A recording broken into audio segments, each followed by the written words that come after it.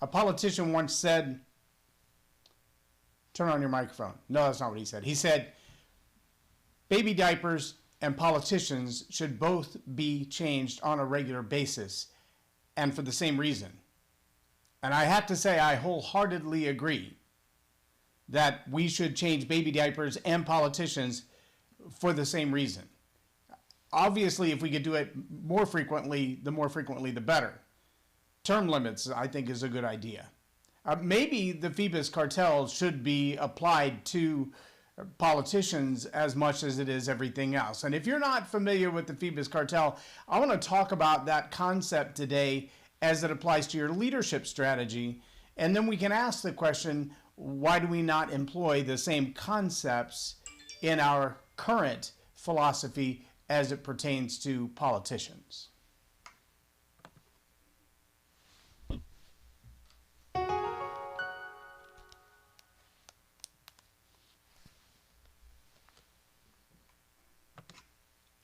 I'm J Loren Norris with Leading Leaders Podcast, and I realize that when I have the frustrations that I do with my digital devices like my phone and my iPads and my digital things, and I, for the most part, am in a Mac world as far as the computer devices that I use, I find that sometimes their sharing of my data from one device to another via the cloud or just syncing every time they're online, those things are designed in theory to make me more efficient because I have access to all of my data and all of my devices. But I also find that when there's a limit to storage capacity and all of those devices have multiple duplicates of the same data rather than storing it in one place, it's spread amongst all of them in duplicate fashion. What I find is that the one thing that I'm most in need of is storage, not access to the same data.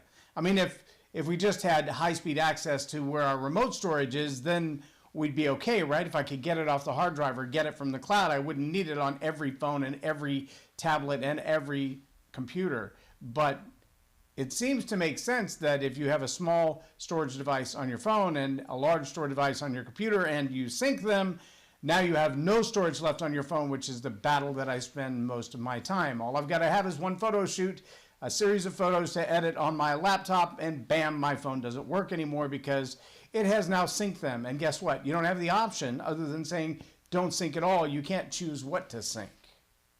Now, you would think that's just an oversight. No, it's probably not. Because if you've ever heard of the Phoebus Cartel, what you know is that there's actually a light bulb today that was turned on around roughly 1905. It's in Livermore, California, in a fire station.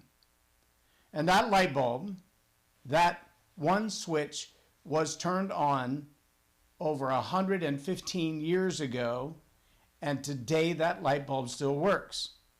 Now, if you've ever found yourself on the side of the road in the dark getting a ticket from a law enforcement officer because you have a headlight out, you know the frustration that comes along with, I just drove this car last night and that light worked. How could it just stop for no reason? That doesn't make any sense. Especially if you've bought those high dollar like the Sylvania Silver Star light bulbs.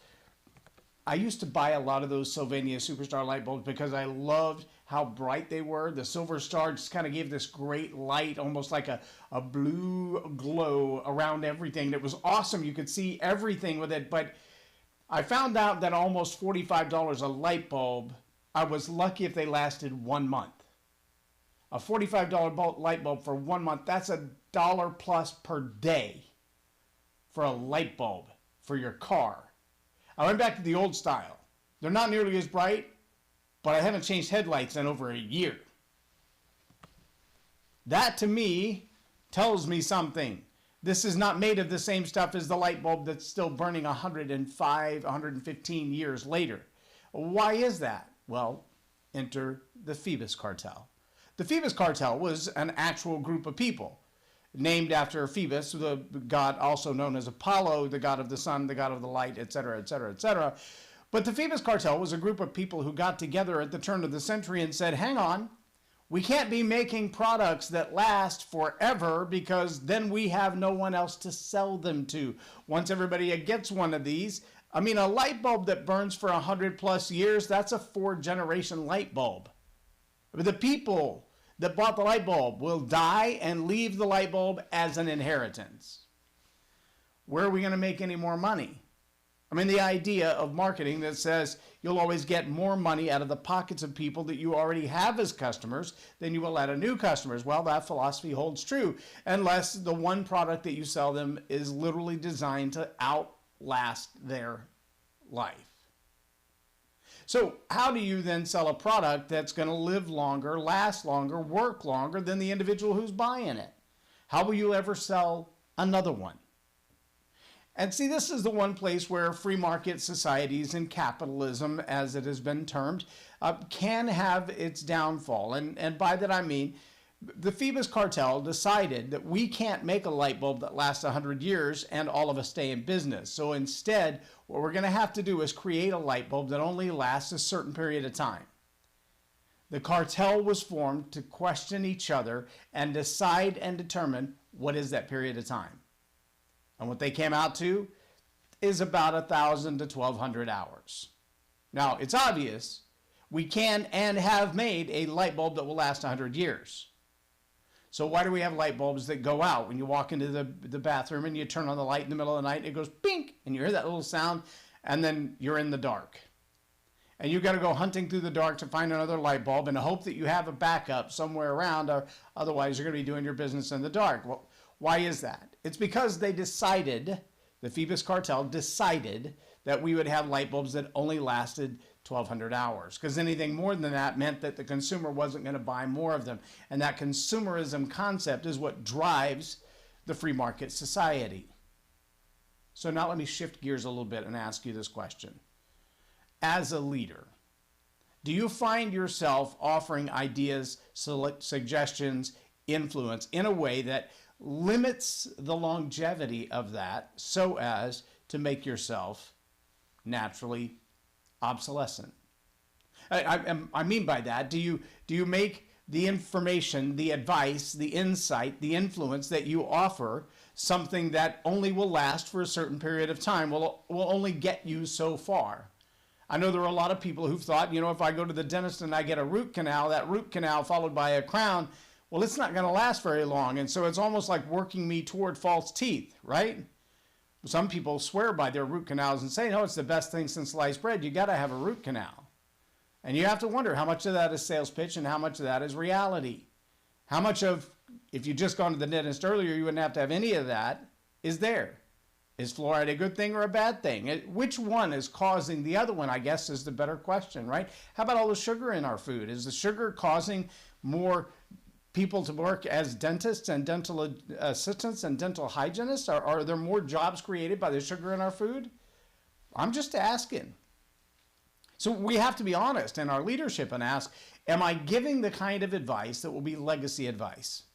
Am I leading people in a way that as they grow, they can pass on this information to the next generation, and it will be just as solid and just as true and just as valuable? There's a new book out by my mentor, John Maxwell. The book is called Change Your World. And I heard him on a mentoring call, I guess it's been about a week ago. John said, this is the book I tried to write 5 or 6 times. As I tried to write this book before, I realized it wasn't quite the book that I wanted it to be. I wasn't in the place yet to write that book. I didn't have the quality in me yet to write that book. And what I wrote was good stuff. It just wasn't that book. But now Change Your World is published, and it's out there, and it's available, and you can read it, and you can study it, and you can ask yourself, do I have the qualities necessary to change my world? Do I have the character? Am I there yet?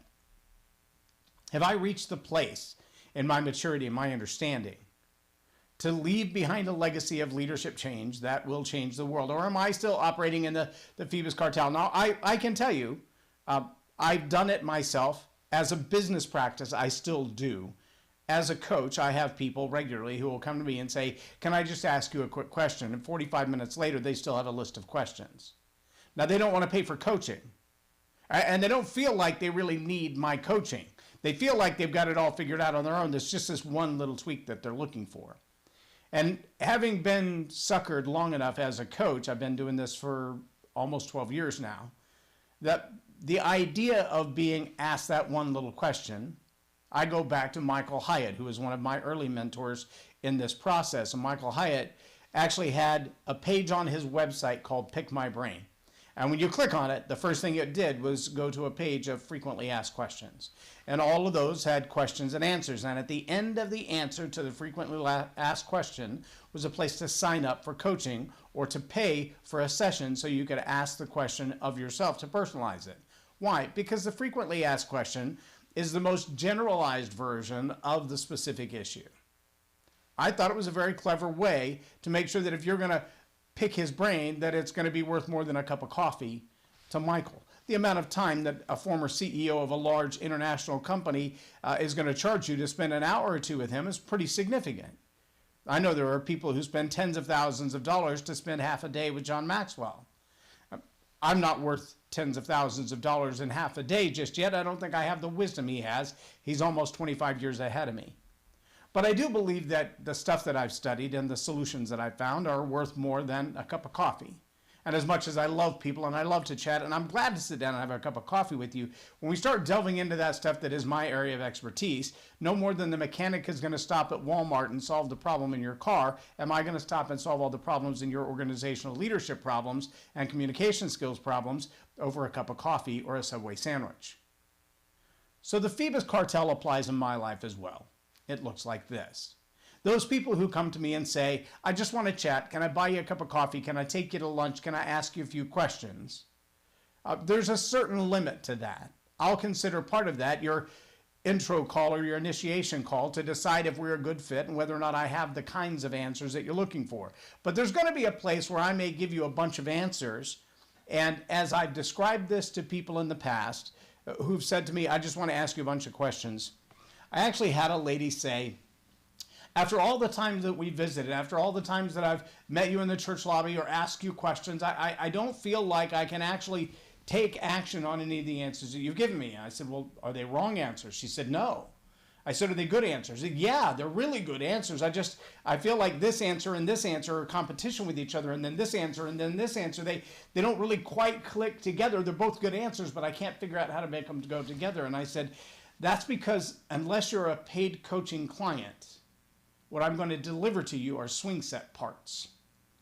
If you want the instructions to assemble them, you have to become a paying client, because I can't continue to give away my time for free and still be a genuine steward of what my family expects of me. My wife knows that we have bills. My wife knows that we have expenses in our life and in our business.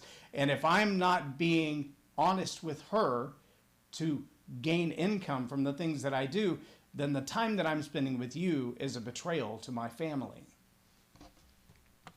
Now, I don't know if you've thought about it in that way, but if you're taking time from your boss's time on the clock to benefit people who have no benefit to your company, if you're taking time away from your family in order to benefit someone else, there's a place where charity is a great thing and a great gift, and I am a wholehearted supporter of charity, and I do try to make every effort to give where giving is the right response.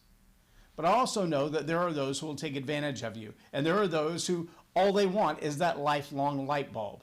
They don't understand the business capacity. They'd be glad to pay 99 cents for a light bulb that'll last 100 years, not realizing it took $99 to make it. Let that settle in for a minute. See, there are people like my friend Clint Fouquet, who has spent decades now in the area of physical fitness and personal training. And as a personal trainer, Clint has a lot to offer. Clint gives a lot of good advice, a lot of good dietary advice, a lot of good physical fitness instruction. And he's worth his time. He's worth everything he's researched in that to be able to deliver that information to you. The same with anyone who has practiced a craft and studied a subject for decades. The reason they do that is because they have something to offer you. Now, in the wave of the Phoebus Cartel, I don't think it's necessary that we gather together and say, okay, how much are we going to charge for this and what would it be worth if? But I do think from a business sense standpoint, we have to ask the question, am I giving away all that I can give without robbing Peter to pay Paul, per se, without taking money out of the company or the family business, the survivability of those of us who do offer these things? Am I being vigilant and am I being frugal in the way that I sell so that I can be sustainable and stay in business? I think the Phoebus Cartel had something in mind that was worthwhile to consider for all of us, and that is, do we continue to give at our own expense, or do we find that balance between replacing for the purpose of renewal, replacing for the purpose of the newest technology, or do we design obsolescence into everything until we reach the place where nothing you have is going to last, and what you have right now isn't really going to work the way that it could because there's a new one coming that will work better when you get it? In your leadership skills, do you offer people the kind of information, the kind of wisdom, the kind of knowledge, the kind of influence that for them will become legacy? Or do you just sell them what will get them through the day so that they have to come back to you and renew, like a therapist, like a counselor, like a dentist, and they have to come back again and again and again because what they got isn't enough? I want to challenge you to ask yourself that question, and then ask yourself, am I doing it with all integrity? Is this the way I want to be remembered? That the legacy information that I'm giving, that what I'm advising people to do, the way that I'm influencing them is wisdom that will last a lifetime? Or am I just providing another hook so they'll have to come back to me again later? I'm J Loren Norris with Leading Leaders Podcast for Tell It Like It Is TV. Have a blessed day.